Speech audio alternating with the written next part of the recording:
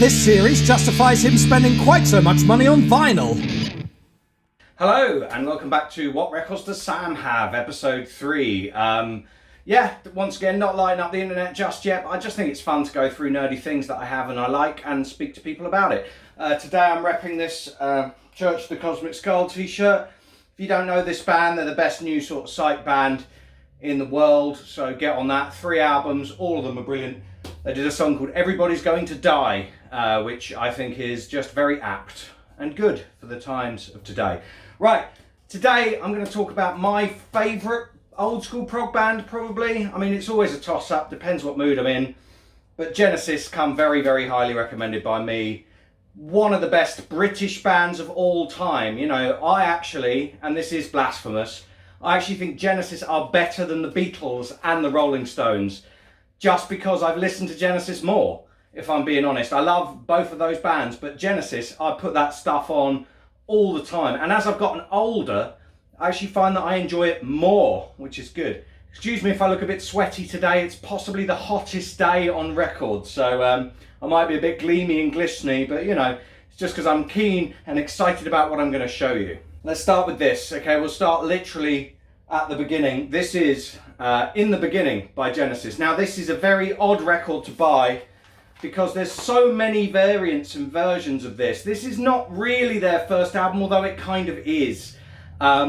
This was made when they were about 16 or 17, I believe. They were still at school when they made this album. It doesn't really sound like Genesis at this point. It's like a collection of weird pop songs. It's kind of got a slight biblical thing.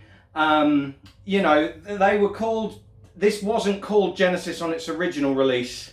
I believe it was called From Genesis to Revelations. And then, of course, it was reissued and reissued and reissued once Genesis actually became a popular band.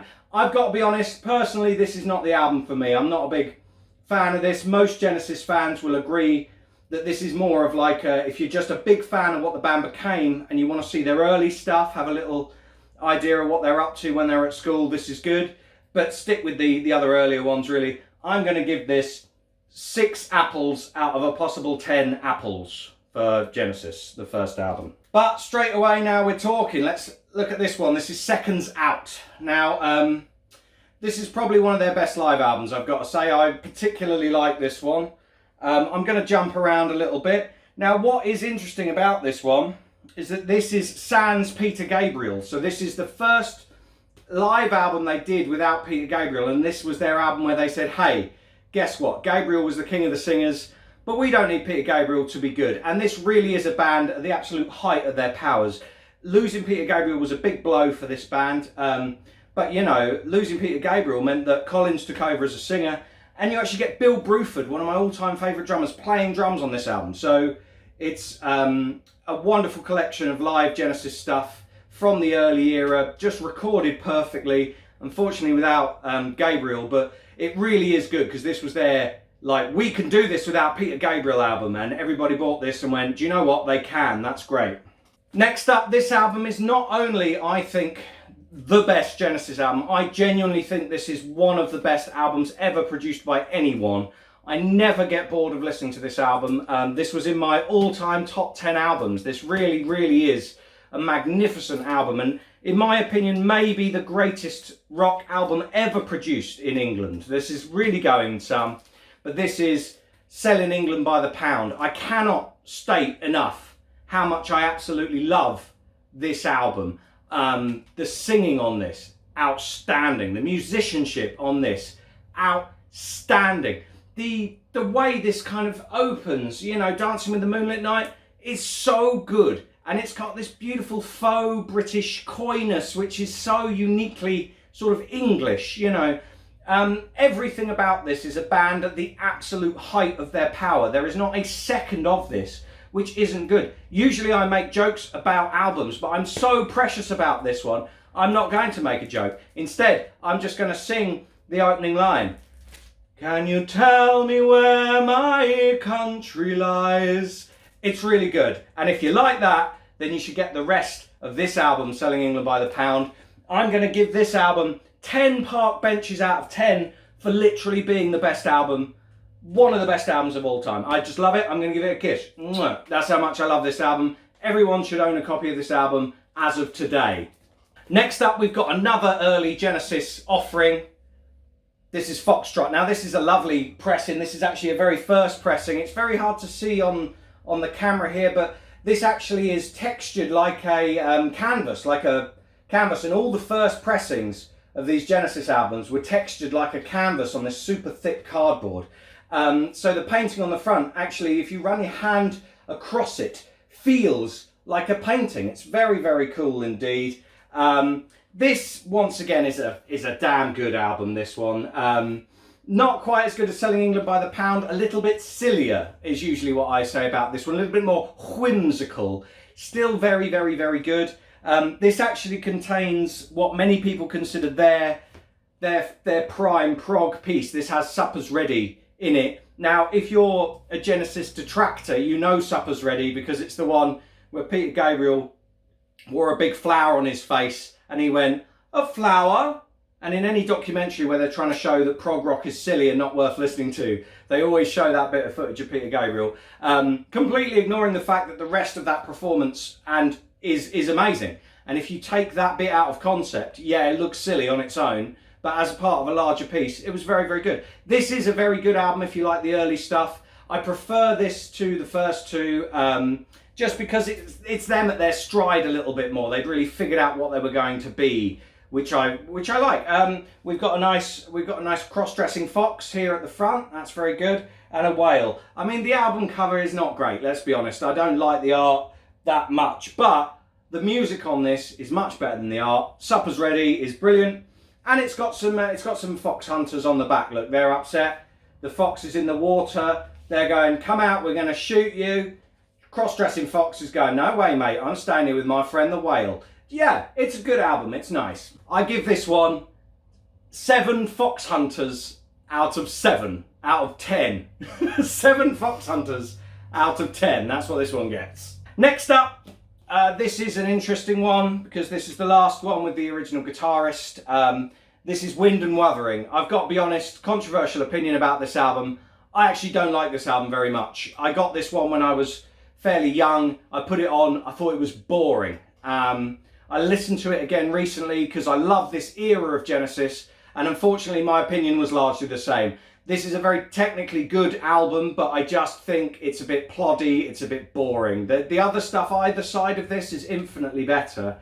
To me, this sounds like a B-side album. I'm sure there are Genesis fans who are going to absolutely crucify me for that, but everything about this album I find just a little bit bland and boring. I mean, look at the album cover. It's a bit boring, it's a bit dull, and it kind of represents the music inside it quite well. Once again, technically, nothing wrong with the performances.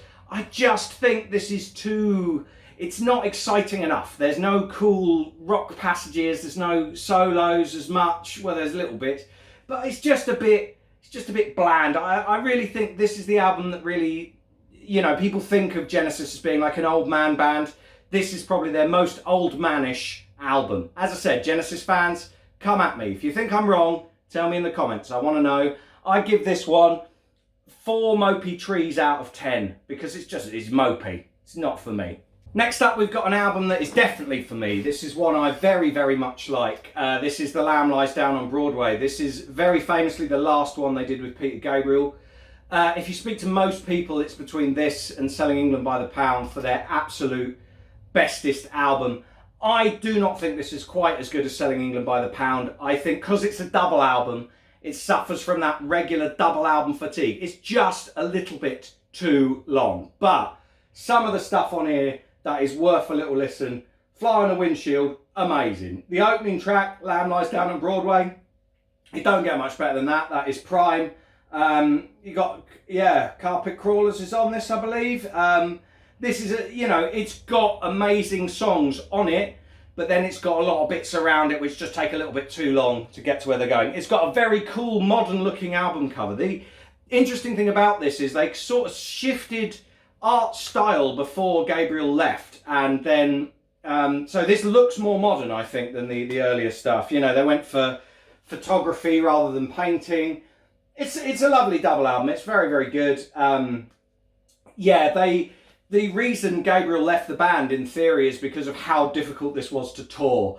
They actually brought the tour out before they brought the album out. So they were playing this album in its entirety to people who've never heard it. And I think that's always going to cause a load of upset. Both of the bands went in very different directions after this. Gabriel's sort of solo stuff and the remaining Genesis band members kind of started to do something a little bit different after this. Last album with Peter Gabriel, an absolute must-have. I really, really like this album, and I think that it's very, very good. I give this 8 lambs lying down on Broadway out of a potential 10 lambs who could be lying down on Broadway. This is a good album, so give it a little listen. Next up, we've got one that I think, it's hard to explain what I feel about this one. This is the first album without Peter Gabriel that they did. This is A Trick of the Tail. Now, I personally very, very much like this album because very much like that live album I was talking about a bit earlier, this really is them going, look, we can do this without Gabriel. We can be a good band without Gabriel. And I do think this album suffers from a little bit of that sort of floaty thing that Wind and Wuthering has in places. But there is a song on this album called Dance on a Volcano, and I've got to say, it's probably one of my all-time favourite prog compositions. It's just a wonderful piece of widdly nonsense. It's very long. You can see with this one, they actually went back to the painted artwork. I think this is like the last time they had this sort of wood carving style painting artwork. Once again, another beautiful double album this. I really like this album, especially Dance on a Volcano. Collins did a good job of taking over the singing. He loves to pretend, doesn't he? If you see interviews with him, he loves to pretend he didn't want to be the singer. He's a liar. Of course he wanted to be the singer. He did a good job on this album. It's really good. Give it a little listen. I give this 7 fat thieves being surprised out of 10, mostly because of that song Dance on a Volcano, which I give a solid 10 volcanoes out of dancing. It's brilliant. Dance on a Volcano, one of the best songs Genesis ever wrote. One of the best songs Genesis ever wrote. Let's try that again. Good. So yeah, give this one a little go. That one's cool. Next up, we've got And Then There Were Three. Now, Genesis were having a very hard time for a little period of time where they were just jettisoning band members like it was going out of fashion. This album's a very interesting one because this is the first album they wrote as a 3-piece. So this is the lineup of Genesis that we know and love today. It's kind of, I think, a bit mean to say they're a 3-piece because they have a surrounding cast of about 3 extra musicians who play live with them, who are just as good and deserve all of the recognition. This album, once again, just a wee bit ploddy for my liking. It's not bad. I prefer it to Wind and Wuthering, definitely, but it's just a little bit slow. And it's just me because I'm a drummer and I'm an excitable man. I like things that are fast and exciting. This album really suffers a little bit from not being that fast and exciting.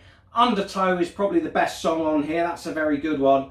And the very last song on this album is the first time they tried to write a pop hit, which obviously paid off later on. This the last track on this is Follow You, Follow Me, which was actually, I think, one of their first proper pop hits around the world. This is a real turning point album for this band.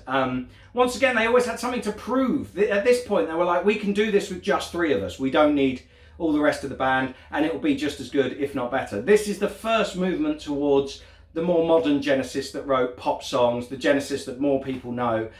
Not a terrible album, not a great album, a little bit mopey. Undertow's good.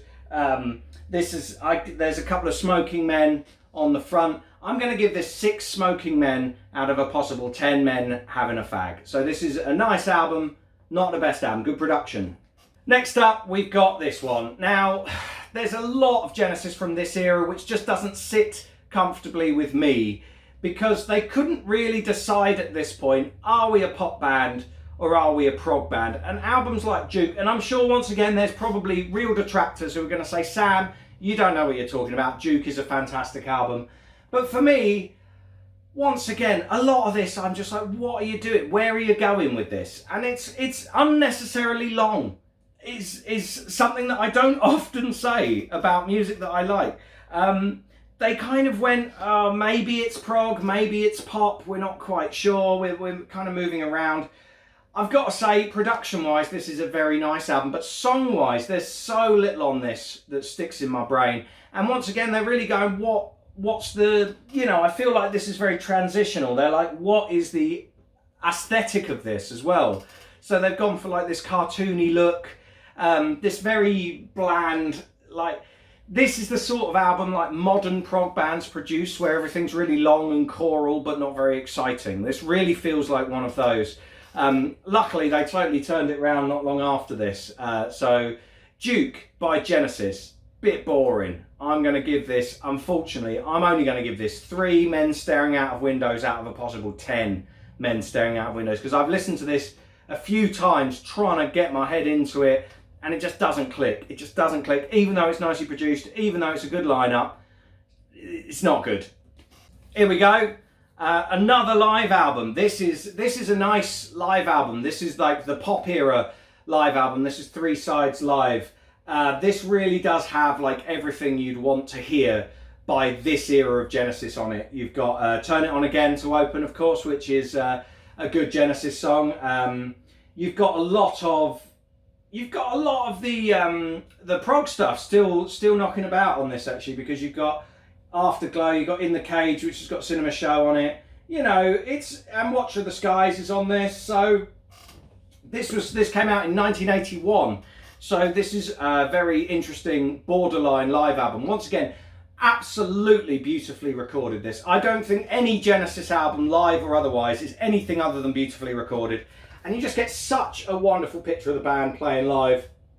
They hadn't quite written their absolute pop masterpiece at this point, so I think it's missing a lot of the stuff that the pop fans would say is the best Genesis stuff. But this is a super solid live album. I much prefer this to the studio albums they were bringing out around this time. I'm going to give this album 8 sides out of a possible 10 sides that could be performed live. It does need a more exciting album cover though. I mean, look at that, it's a bit dull. But yeah, just sounding brilliant. This is great. Everybody should have a little listen to this one. Genesis 3 sides live. We're going to finish up with the album that I believe is Genesis's top pop album. So, you know, Selling England by the Pound is easily the best of the prog outings for me. And then this is easily, by far, the best of their pop outings. Now, this album I think is so good that once again, they've come back and they've done an album which is almost a defining pop album of the mid-80s. I was 1 year old when this came out, and I think this is one of the greatest pop albums of all time. This is Invisible Touch by Genesis. Now, for the hardcore fans, this really split opinion, because this is really where they go. We are no longer doing any prog at all. This is pure, lovely, thought out pop music. This is a very Phil Collins heavy album. This is really, this and Collins' solo work fit hand in hand together. But I just think this contains some of the best pop music from the 80s. This is Invisible Touch by Genesis. The opening track is Invisible Touch, obviously. Like many good songs in the mid-80s, Invisible Touch is about drug addiction, which is why it's good, because the thing about early Genesis quite a lot is thematically it's not very real life. And I think the reason this really resonated with people is they stopped writing imaginary stories about things and started writing songs that were about real things a little bit more. So Invisible Touch is about drug addiction. You know, Tonight, Tonight, Tonight is just a really lovely sort of love song. Land of Confusion is probably my favourite of the Genesis pop singles. Beautifully covered by Disturbed when I was a young man. In Too Deep is also another lovely sort of pop ballad. So this one, very, very different in tone to some of the earlier stuff. You've got 8 tracks on this that are very, very, very clearly written to be pop hits. This doesn't really feature any prog, but the production on this is beautiful. And I think at the time they were very much competing with Peter Gabriel on who can do the best pop album. And this sold more than Peter Gabriel did. But I think Gabriel had him beat. I think So is the most beautiful pop album of the 80s. But this comes a close second or third. And to think that Genesis splitting into 2 halves could produce so much good music is quite interesting. Obviously, Steve Hackett, the guitarist, also did a load of really good solo stuff. Yeah, so this is my recommendation for the best Genesis pop album, which is why I saved it till last. I give this one 8 orange hands out of a possible 10 green and yellow squares that they're waving at. Hi. And you can see, you know, thematically the artwork of this kind of matches the tone of this, which is another thing I really like about it. Unlike Juke, where the artwork didn't seem to fit at all, this looks and sounds like an 80s pop album, basically. So 10 points all round. Right, that's it for Genesis. I'm going to do probably a Peter Gabriel episode as a separate episode because there is so much. I know I'm missing quite a few of the prominent Genesis albums. That is not a definitive list of the best of Genesis. They are just the ones that I personally own, and usually the ones that I like the most. Trespass and Nursery Crime are both sadly missing from my collection. I know that's an absolute sin if you're a proper Genesis fan, which I claim to be, but I'm obviously not. If you disagree or you don't like anything I've said, please do write in the comments because I want to start some discussions with these.